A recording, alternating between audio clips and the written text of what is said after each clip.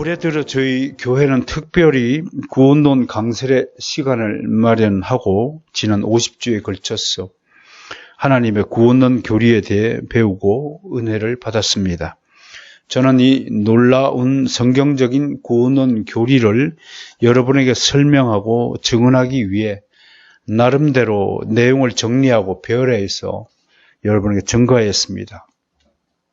먼저 저는 1월 5일 첫 설교에서 요즘 시대가 얼마나 구원의 진리를 값싸게 여기는가를 증거하였습니다.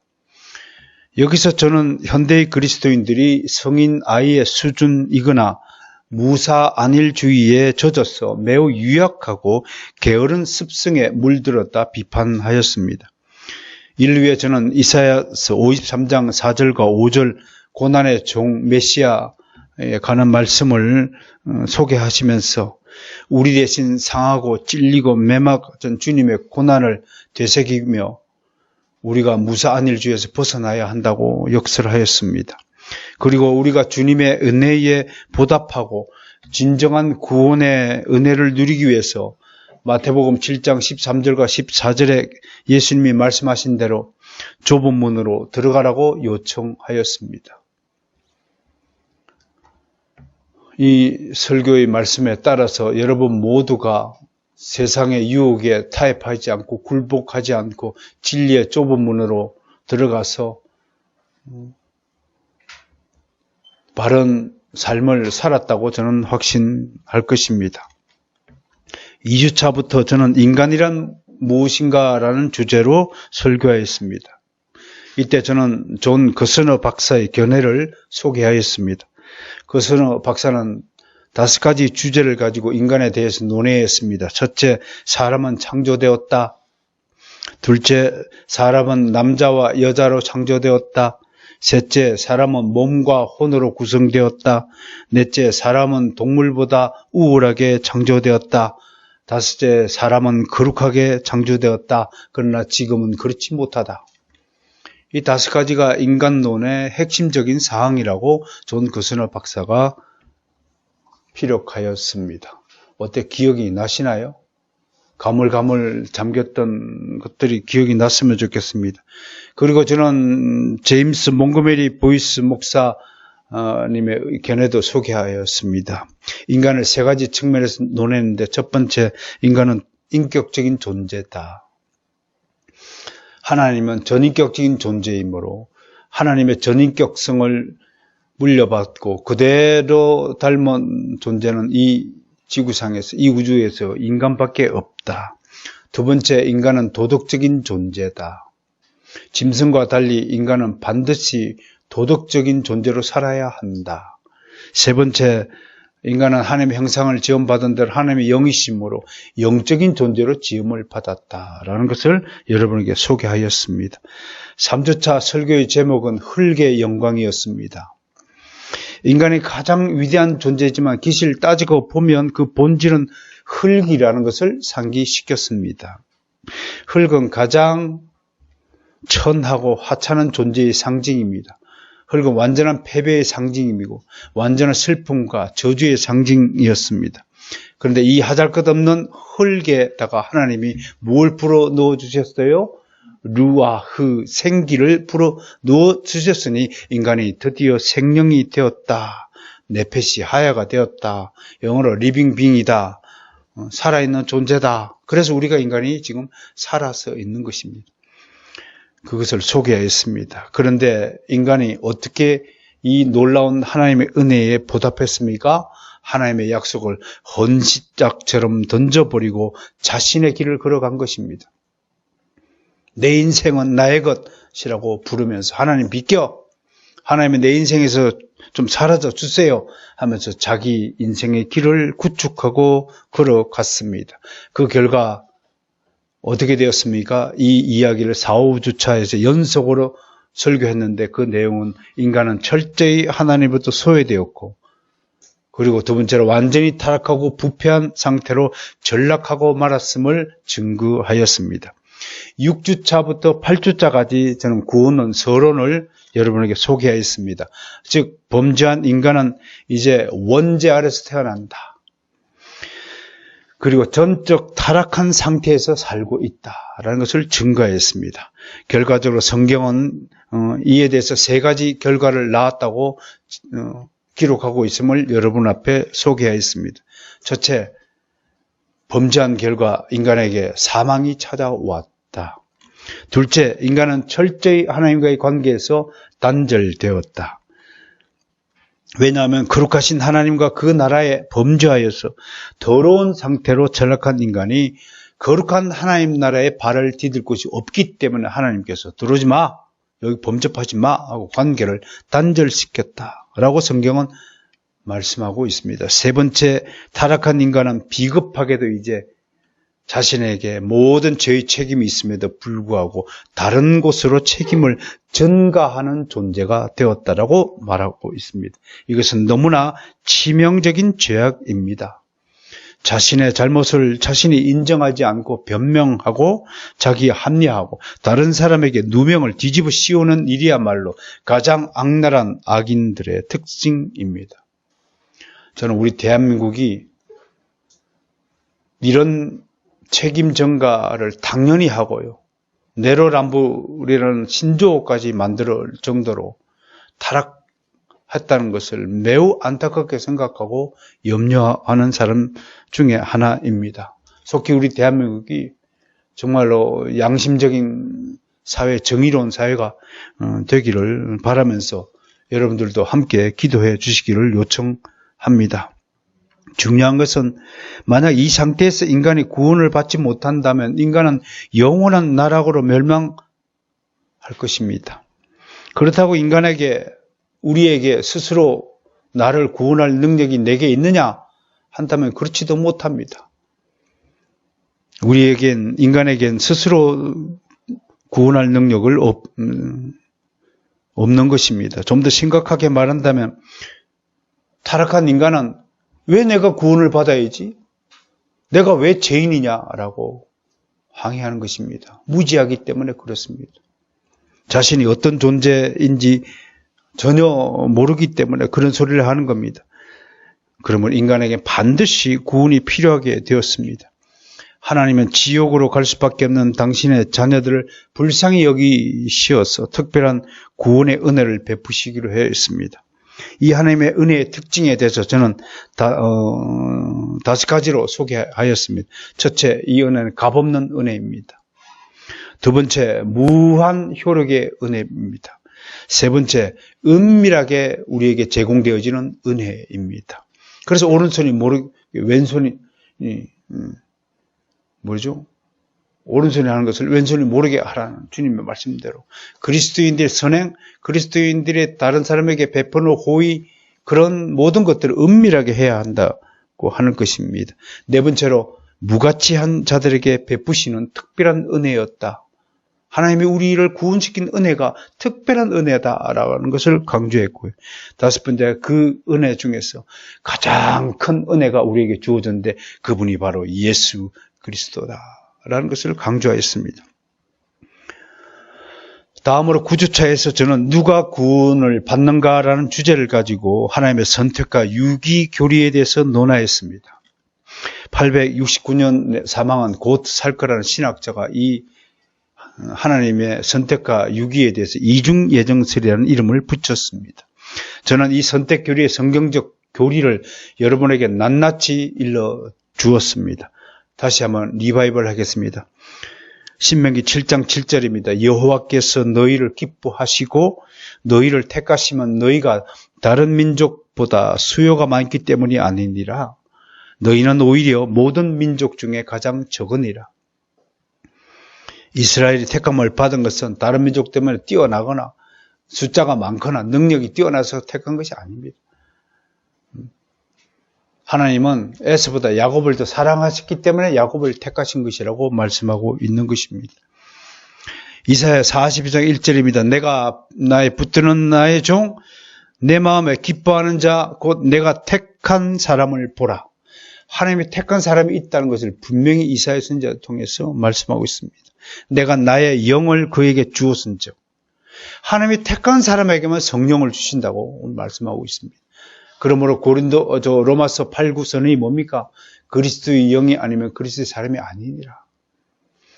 하나님의 택한 사람에게 하나님의 영이 주어지는 것입니다. 세상 사람들과 우리가 틀린 것이 뭐냐면 우리는 하나님의 영, 성령을 받은 사람이고 세상 사람들은 성령을 받지 않은 사람입니다. 지난 월요일날 도울에 대한 학회를 열었습니다. 도울과 우리가 결정적으로 다른 것이 무엇인 줄 아냐면 한마디로 얘기하면 도울은 성령 세례를 받지 않은 사람입니다. 그걸 다른 말로 하면 자연인입니다. 그걸 다른 말로 하면 불신자입니다. 그걸 다른 말로 하면 그냥 세속적인 세상에 속한 사람입니다. 육에 속한 사람입니다. 육에 속한 자는 성령의 일을 받지 않는다고 성경은 분명히 이야기하고 있습니다. 사랑하는 성도 여러분, 나는 여러분들이 신앙생활이 마음에 들든 들지 않는 간에 축복할 수밖에 없는 것은 여러분들은 이미 하나님의 성령의 세례를 체험한 사람이라는 사실을 믿어 의심치 않는 것입니다. 그러므로 여러분들은 아무리 가시적으로 겉으로는 세상 사람들과 비교되고 세상 사람들이 우리보다 더 잘 먹고 잘 사는 것처럼 보이지만 그거는 기본적으로 비교가 안 되는 존재가 되었다는 사실을 여러분 확신하시고 자부심을 가지시기를 다시 한번 강조드립니다. 시편 135편 4절입니다. 여호와께서 자기를 위해 야곱 곧 이스라엘을 자기의 특별한 소유로 택하였습니다. 우리는 하나님의 특별한 소유라는 사실을 믿으시길 바랍니다. 다음에 에베소서 1장 4절과 5절 말씀입니다. 곧 창세 전에 그리스도 안에서 우리를 택하사 언제 우리를 택했다고요? 창세 전에 영원 전에 우리를 택하셨다. 우리로 사랑 안에서 택했대요. 저주 안에서 택한 것이 아닙니다. 무슨 조건부 안에서 택한 것이 아닙니다. 하나님의 사랑 안에서 우리를 택하셨어요. 우리가 어느 품에 있냐면 하나님의 사랑의 품 안에 지금 위치해 있다는 사실을 믿으시길 바랍니다. 엄마의 품이 뭘까요? 세상에서 아기가 가장 따뜻한 품으로 생각하는 품이 엄마의 품이거든요. 그 엄마의 품이 무슨 품이냐면 사랑의 품이라는 사실을 여러분 다 인정하시잖아요. 지금 우리가 하나님의 택하심을 받았다고 하는 뜻은 하나님의 사랑 안에 있다는 것입니다.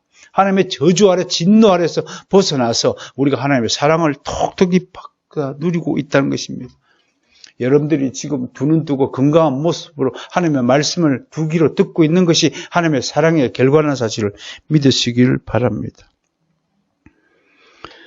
우리를 사랑 안에서 그 앞에 거룩하고 흠이 없게 하시려고 그 기쁘신 뜻대로 우리를 예정하사 예수 그리스도로 말미암아 자기 아들들이 되게 하셨다라는 말씀을 증거했습니다.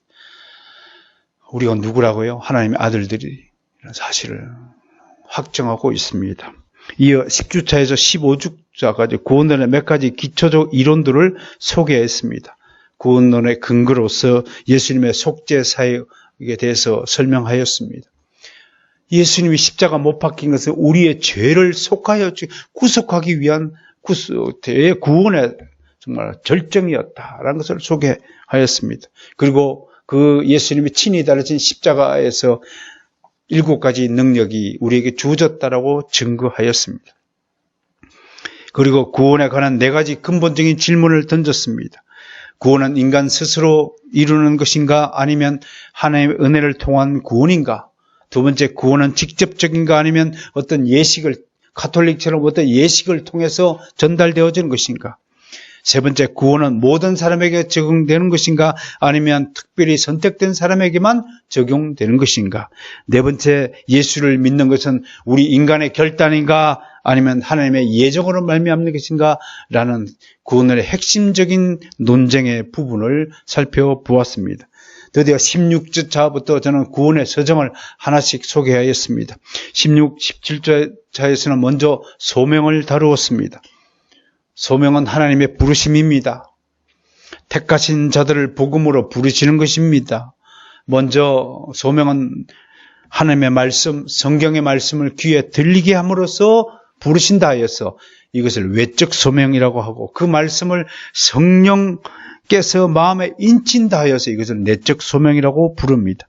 모든 성도들은 그리스도인들은 이 내적 소명을 받고 거듭난 사람이라는 사실을 다시 한번 강조합니다.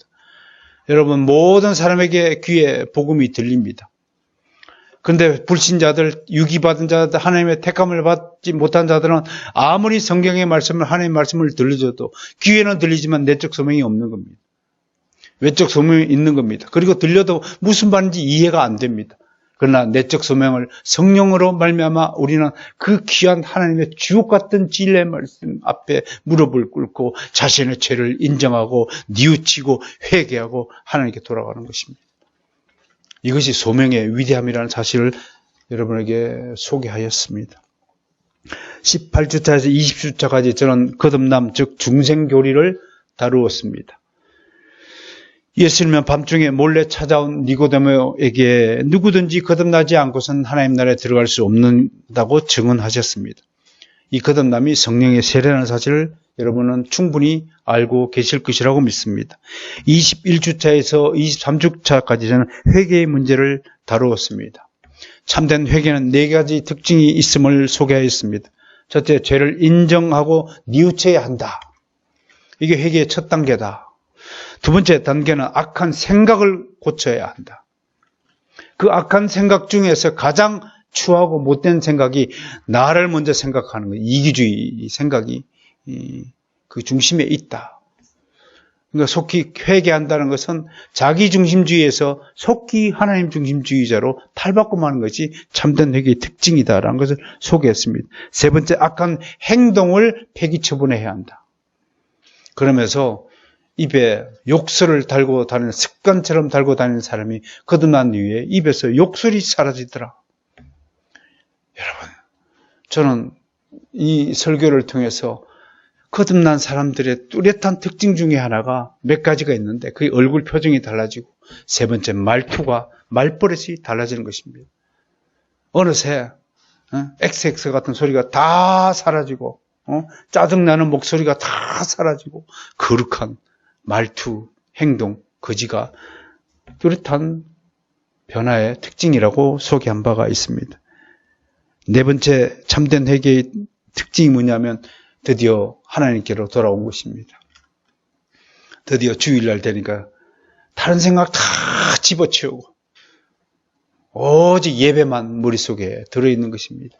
이 주일날 하나님께 와서 예배 드리는 것이 얼마나 감격스러운 것을 몸소 마음 뜨겁게 고대하고 소망하며 살아가는 인생으로 탈바꿈한 것입니다.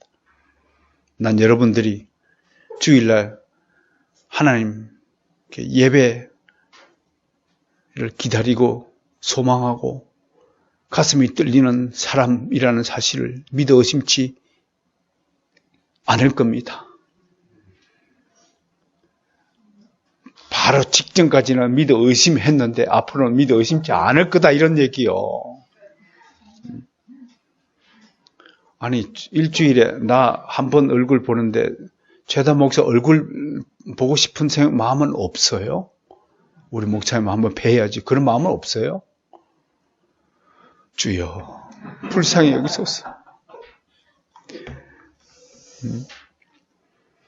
그 얘기는 시골에 계시는 부모님이 어떻게 살아가는지, 어떻게 아침을 끓여 먹는지 관심이 없는 자식과도 마찬가지다, 이렇게 비유할 수 있겠어요. 아무튼 늘 강조하잖아요. 토요일은 홀로 독야청청 저 자리를 제가 지키고 있습니다. 24주차에서 26주차까지 믿음에 대해서 다루었습니다. 특별히 여기서 저는 구원 얻는 믿음의 본질에 대해서 강설을 하였습니다. 그리고 믿음에도 정도가 있다고 하였습니다. 연약한 자의 믿음이 있고 육체의 일을 추구하는 세속적인 믿음이 있다고 경고하였습니다. 그리고 가장 이상적인 믿음으로 저는 에베소서 3장 17절과 19절 말씀을 소개했습니다. 이건 한번 서로 한번 찾아봅시다. 너무 중요한 거니까요. 이런 신앙이 된다면 무엇을 더 바랄 수 있겠습니까? 라는 심정으로 제가 소개한 것입니다. 에베소서 3장 17절 19절, 여러분에게 주어진 그 믿음이 어떻게 발전되어야 되는가? 시작.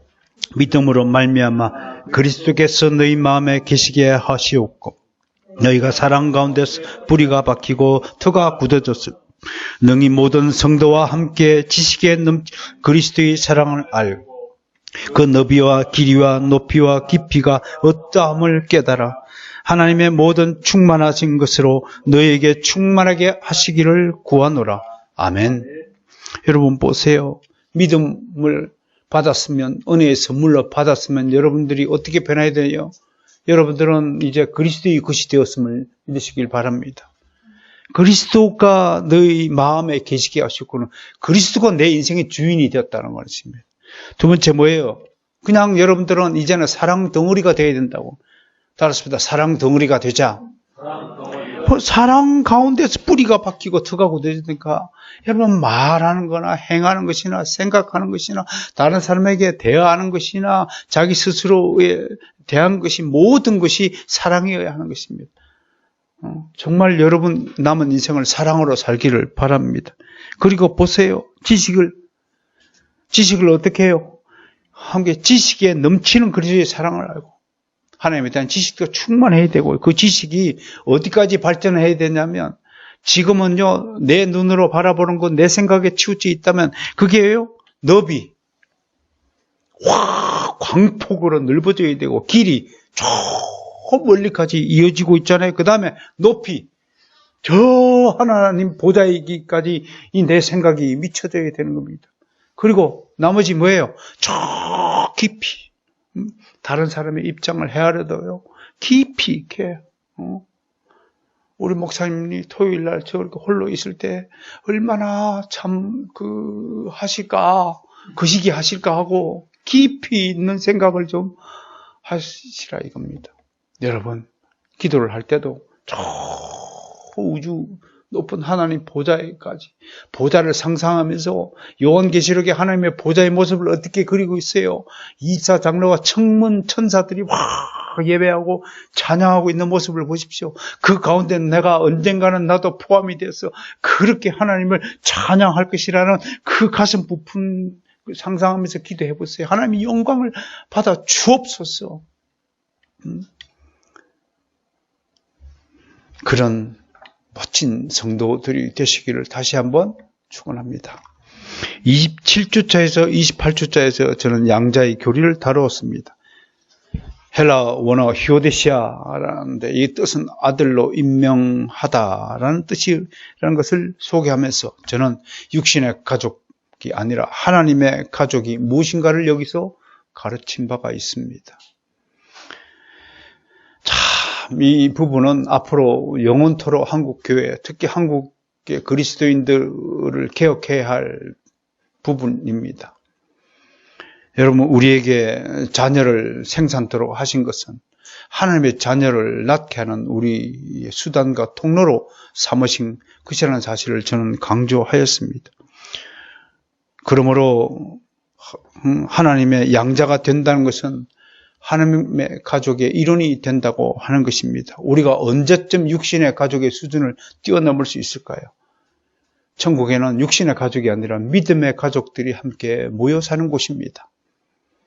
육신은 잠깐입니다. 눈에 보이는 것은 잠깐이에요. 눈에 보이지 않는 것이 영원한 것이라고 사도 바울은 우리에게 가르쳤습니다. 주님도 입만 열면 하늘에 속한 자의 형체를 닮으라.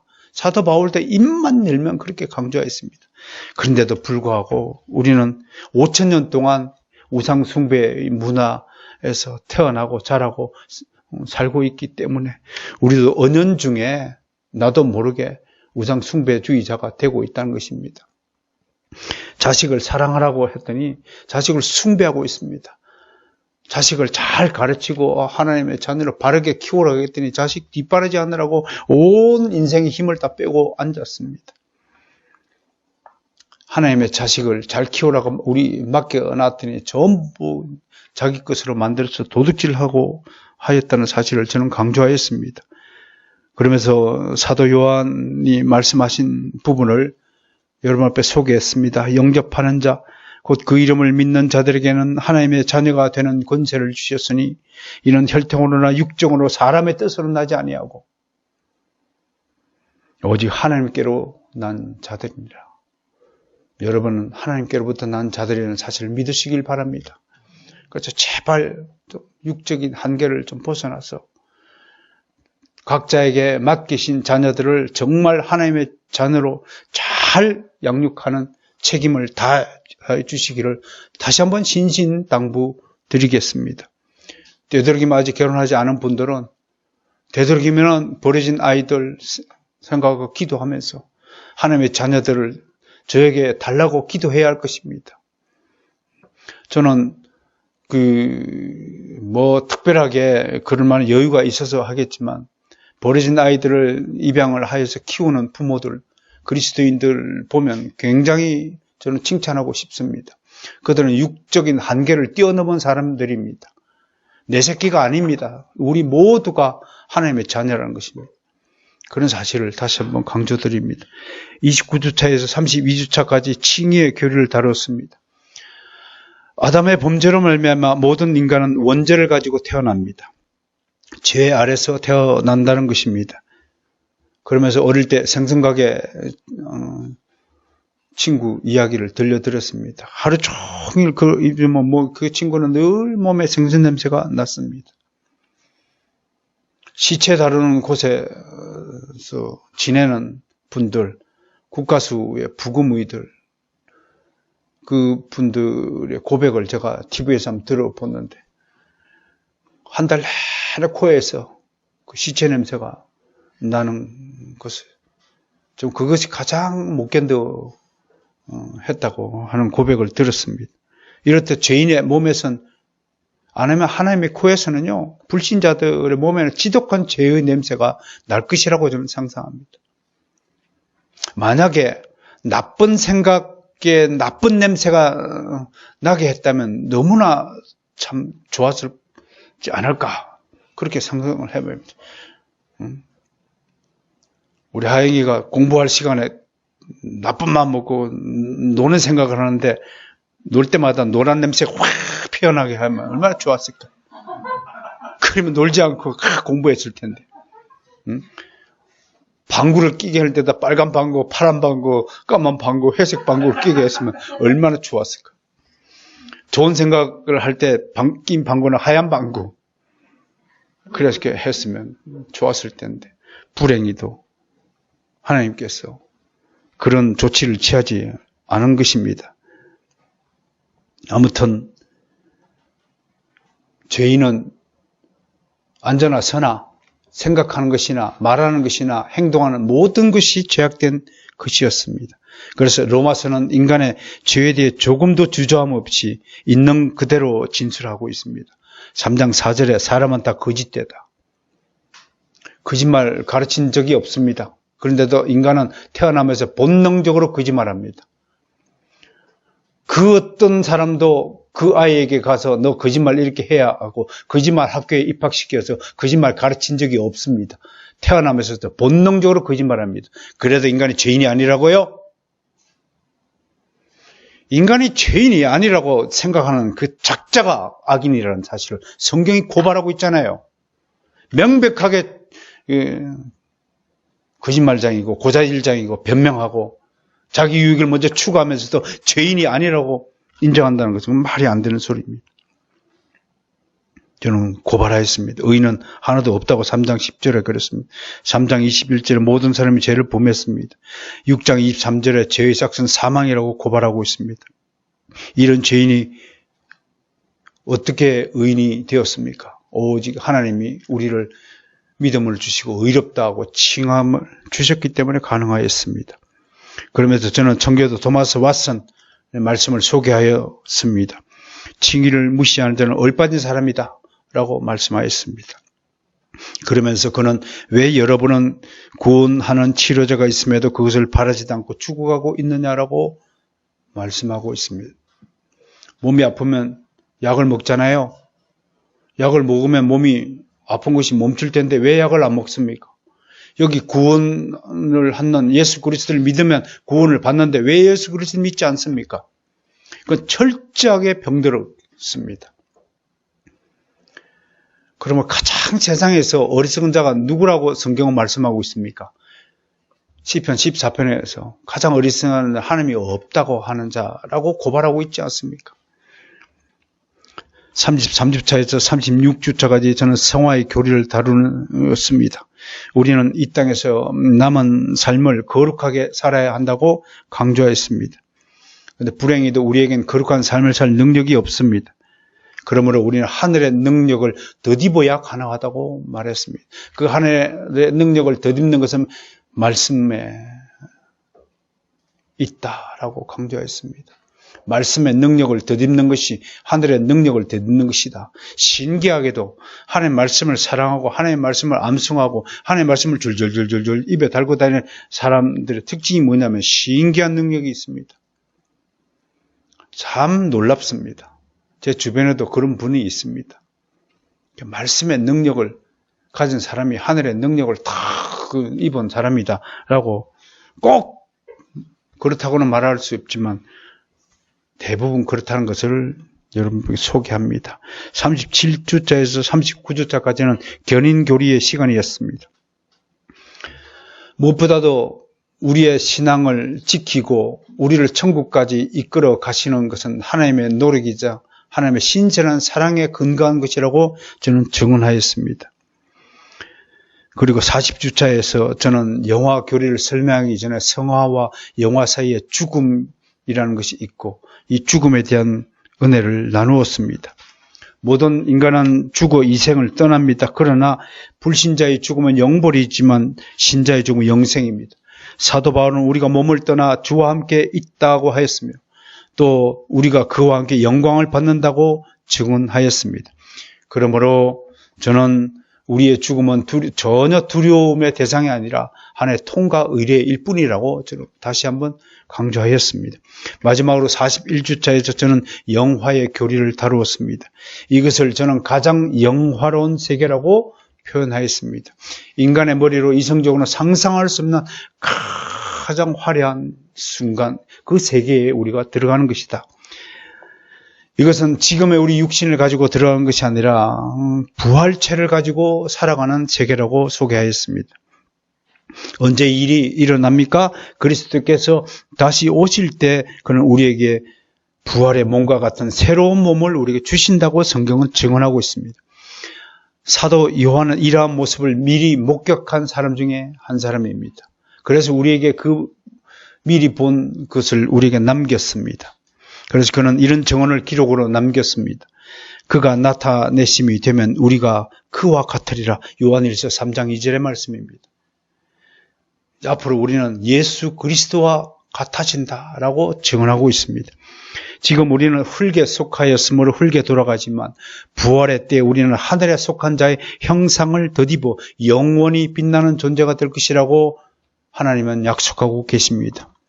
모든 구원의 세정을 다루고 42주차에 이르러 저는 구원의 최종적인 목적이 뭐냐면 그리스도와 하나 되는 것이다. 그래서 그리스도 연합 교리를 설명하였습니다. 그리고 세 가지 실제사항을 여러분에게 주지시켰습니다. 첫째, 나는 그리스도 안에 있다. 둘째, 그리스도가 내 안에 계신다. 셋째, 나는 지금 그리스도를 닮아가고 있다. 이것이 세 가지 실존적 사항이라는 사실을 여러분에게 소개한 바가 있습니다. 이제 구원론의 결론에 이르렀습니다. 저는 43주차에서 45주차까지 구원론의 대미를 장식하였습니다. 먼저 우리는 무엇으로부터 구원을 받는가를 논하면서 하나님의 진노로부터, 하나님의 저주로부터 구원을 받았다라고 설명하였습니다. 누가 구원을 받는가라는 것을 다시 한번 논하면서 하나님의 택하심을 받는 자들이 구원을 받는다는 것을 다시 한번 분명하게 증언하였습니다. 무엇보다도 45주차에서 예수님이 흘리신 피의 의미와 그 효력에 대해 증언한 것을 무척 다행스럽게 생각합니다. 예수님의 피가 얼마나 귀한 보혈인가를 저는 여러분 앞에 증언하였습니다. 그리고 46주차에서 50주까지 5주에 걸쳐서 구원론의 핵심이자 본질로서 다시 한번 십자가 메시지를 구상하고 여러분에게 말씀을 증언하였습니다. 먼저 십자가의 능력을 다루었습니다. 이미 9주차에서 다루었던 십자가의 7가지 능력을 다른 관점에서 논한 것이지만 무엇보다도 십자가는 자기 부인의 결과로서 새로운 창조의 상징임을 증언한 것은 매우 유익한 진술이었다고 스스로 자평합니다. 십자가는 자기 부인의 결과입니다. 누군 십자가에 자기를 못 박으라는 사도 바울의 가르침을 저는 상기시켰습니다. 십자가는 내가 십자가에 못 박힌 이후에 나는 이제 사라졌다는 것을 선언하는 것입니다. 자기 부정입니다. 셀프 디나이얼 선언이 십자가 메시지 첫 번째라는 사실을 여러분 앞에 증언하였습니다. 다음으로 저는 십자가의 길은 홀로 걷는 길이다라는 것을 강조하였습니다. 누구도 내 십자가를 다른 사람이 지울 수 없습니다. 누구도 나 대신에 구원받을 수 없는 것입니다. 구원은 내가 받는 것입니다. 그러므로 십자가의 길도 내가 걷는 것입니다. 함께 걷는 것이 아닙니다. 그래서 고독한 길이라고 여러분에게 설명을 하였습니다. 그래서 십자가의 길을 걷는 사람에게 고독은 운명적인 것입니다. 그러므로 그리스도인은 오히려 고독을 회피할 것이 아니라 이제는 고독을 즐길 줄 알아야 한다고 하였습니다. 세상 사람들은 집에 있을 때 심심하다고 말하지만 그리스도인은 혼자 있을 때 더욱 즐거워야 하는 것입니다. 그때 바로 하나님과 독대하고 하나님과 만나 대화하고 정말 하나님과 교제 나누기에 바쁜 것입니다. 성경을 읽다 보면 마음이 급해짐을 느낍니다. 이것도 읽어야 되고 저것도 읽어야 되고 이 책도 읽어야 되고 저 책도 읽어야 되고 그러니까 그리스도인은요 하나님의 지식을 쌓아가는데도 바빠야 되고 하나님께 기도하는 일에도 바빠야 되고 심심할 틈이 없어야 한다. 하나님과 함께 있을 때 심심할 틈이 어디 있느냐? 다시 되묻고 싶은 것입니다. 만약에 이런 경지, 이런 느낌을 갖지 못하고 심심하다 하고 생각한 것에 여전히 한쪽 발을 세상에 디디고 여전히 머리통에 반의 생각을 세상적인 것으로 자꾸 돌리고 있기 때문에 심심한 것입니다. 옆구리가 허전하다? 옆구리가 허전할 틈이 어디 있습니까? 앞으로 그런 소리 하지 마시고 예수님이 내 안에 계시는데 이거는 충만이라는 사실을 뜻하는 겁니다. 완전히 채워진 사람에게는 부족함이 없는 것입니다. 부족함을 느끼지 못하는 것입니다. 여러분들이 인생에 허무함을 느끼고 뭔가 심심함을 느끼고 뭔가 부족함을 느끼면 여러분들은 지금 예수 그리스도를 영접했는지 안 했는지 의심해야 됩니다. 나에게 오신 예수님은 완전 충만하신 분이십니다. 성령 충만한 분입니다. 예수님으로 말미암아 다른 것이 부러운 것이 생각이 들지 않는 것입니다. 나는 자신 있게 여러분에게 이 상태를 소개하는 것입니다. 혹여 이 자리에서 그런 충만한 느낌을 가지지 못하고 뭔가 좀 아쉬운 채, 뭔가 부족한 채, 뭔가 이것보다 더 나은 것에 대해서 갈망이 있다면 예수 그리스도에게 돌아오시길 바랍니다.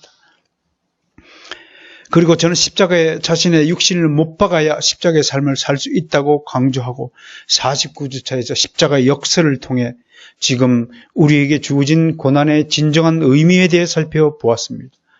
그리고 바로 지난주 50주차에 이르러서 이 모든 은혜가 십자가를 통해 주어진다는 의미에서 마지막으로 십자가 은혜를 다루어 보았습니다. 이 은혜는 실로 놀라운 은혜입니다. 정말로 신비한 은혜이죠. 내가 감당하기 어려울 만큼 크고 무한하며 값으로 매길 수 없는 최고의 은혜이자 선물입니다. 그러므로 우리가 할 일은 십자가를 회피하는 어리석은 선택을 할 것이 아니라 기꺼이 즐겁게 자발적으로 십자가를 지고 주님을 따르는 인생이 되라고 여러분에게 요청하였습니다. 이것이 그리스도인들의 믿음이요 삶이라는 사실을 강조하였습니다. 이제 올 한 해 동안 증거되고 선포된 구원론 교리에 관한 강설들이 마감되는 지점입니다.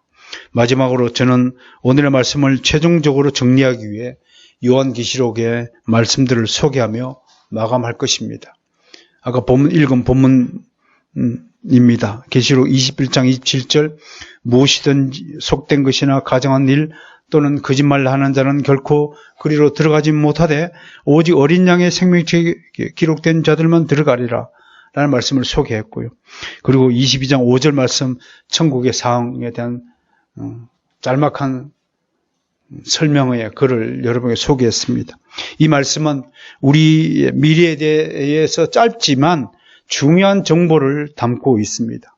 동시에 이런 미래를 맞이하기 위해서 우리가 이 땅에서 어떻게 살아야 하는가에 대한 중요한 지침이 오늘 소개되고 있습니다. 첫째, 말씀에서 천국에 들어가지 못하는 세 가지 특징이 소개됩니다. 첫 번째, 하나는 속된 것이다 라고 말합니다. 속되다는 것은 더럽고 부패하고 유익하지 못한 것들입니다. 세상을 사랑하는 자는 속된 자이고 세속적인 사람입니다.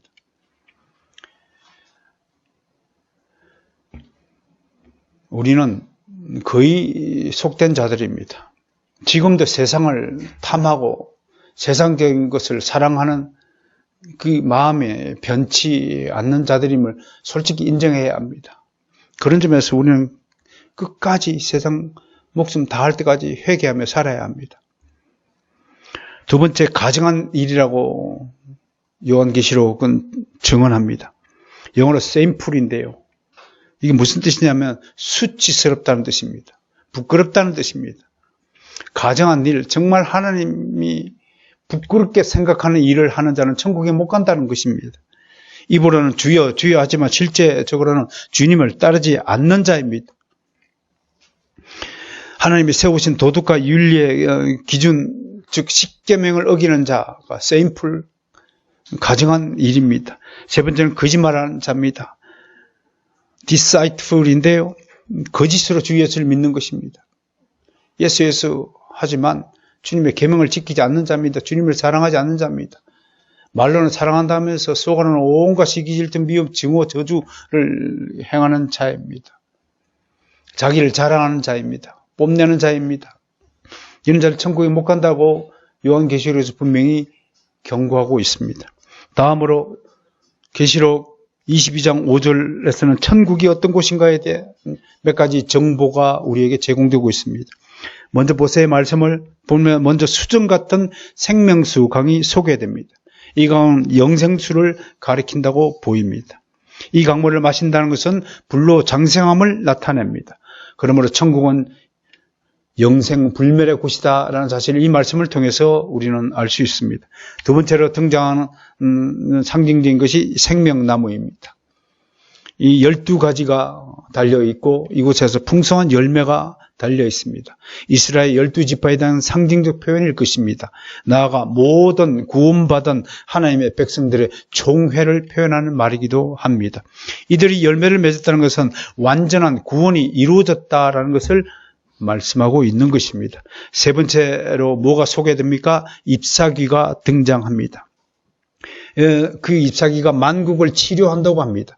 그러므로 천국에서는 질병과 노화나 고통 같은 불행한 일들이 일체 없다는 것을 알 수 있습니다. 몸이 아픈 사람에게는 더더욱 좋은 위로가 되는 말씀일 것입니다. 아픈 것이 없어요. 늙는 것이 없어요. 늙는다고 보톡스 주사를 맞을 이유가 없습니다. 성형수술을 할 이유가 없는 것입니다. 천국은 그런 곳입니다. 네 번째로 이렇게 소개하고 있습니다. 다시 저주가 없다라고 말씀하고 있습니다. 이것은 완전한 평화를 말합니다. 이사야에서는 이 평화로운 세계에 대한 짤막한 예고가 소개됩니다. 제가 대신 읽어드리죠. 이사야에서 66장 12절 13절입니다. 여호와께서 이와 같이 말씀하시되 보라 내가 그에게 평강을 강같이 그에게 뭇 나라의 영광을 넘치는 시내같이 주리니 너희가 그 성읍의 저절을 빨 것이며 너희가 옆에 안기며 그 무릎에서 놀 것이며 어머니가 자식을 위로함같이 내가 너희를 위로할 것인즉 너희가 예루살렘에서 위로를 받으리니 라고 예언하였습니다. 우리는 영원한 예루살렘인 천국에서 하나님의 위로를 받고 살아갈 것입니다. 하나님의 평화를 누리며 살 것입니다. 그 다음에 다섯 번째로 모든 하나님의 백성은 주의 얼굴을 보고 살 것이라고 말씀하고 있습니다. 이 말씀 5절에서 다시 설명되어집니다. 천국에서는 주님이 바로 빛이십니다. 주의 얼굴을 본다는 것은 영원히 빛 가운데서 살게 된다는 것입니다. 어둠은 물러가고 빛의 세상이 도래합니다. 모든 성도들은 주님의 영광스러운 빛의 능력을 힘입어 어둠을 정복하고 세세토록 천사들의 시중을 받으며 왕 노릇하고 살 것이라고 말씀하고 있습니다. 왕은 더 이상 일하지 않습니다. 하나님의 왕 같은 백성들에게 모든 필요한 것들을 영원히 제공하시고 그들의 찬양만 요구하십니다.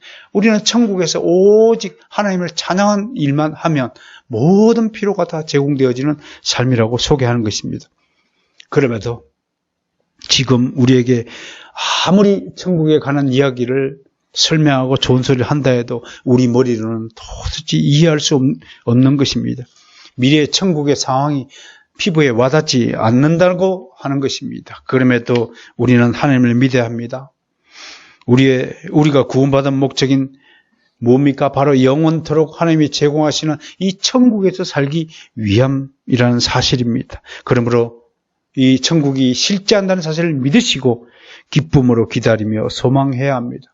그리고 실제적으로 여러분 지금 당장 나는 지금 천국에 살고 있다는 사실을 확신하고 살아야 할 것입니다. 이 확신과 이 믿음과 결단이 당신을 모든 현재의 고난과 어둠과 슬픔과 저주로부터 당신을 해방시켜 줄 것입니다. 어떤 시가 있죠. 현실이 너를 슬프게 하더라도 결코 슬퍼하지 말라. 그 시가 우리에게 요청하는 메시지가 무엇입니까? 현실은 슬프지만 우리 믿음은 결코 슬퍼할 수 없는 것입니다. 우리에겐 찬란한 미래가 있습니다. 그리고 이 세상에서도 하나님이 복을 받아서 충분히 행복한 삶을 누릴 수도 있다는 사실을 믿으시길 바랍니다. 아름답고 위대한 십자가가 우리 앞에 세워져 있습니다. 그 십자가의 빛은 영원토록 꺼지지 않습니다. 내 영혼의 등불이 됩니다. 내가 어떻게 살아야 할까 하는 그 위대한 도덕적 지침이 십자가로 세워져 있습니다. 사랑하는 성도 여러분, 한 해 동안 어려운 구원론 교리 강서를 듣느라고 수고하셨습니다.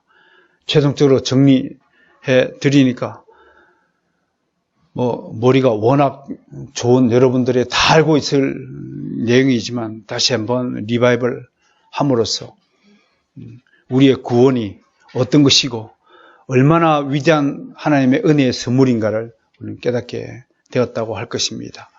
이제 다음 주는 한 해를 마감하는 예수 안에 거하라 라는 첫날 첫 송구영신 설교가 어떻게 이루어졌는가를 한번 되돌아보는 시간을 가지게 되겠고요. 여러분에게 큰 은혜가 있기를 소망합니다. 한 해 동안 정말로 수고하셨습니다. 기도하겠습니다. 하나님.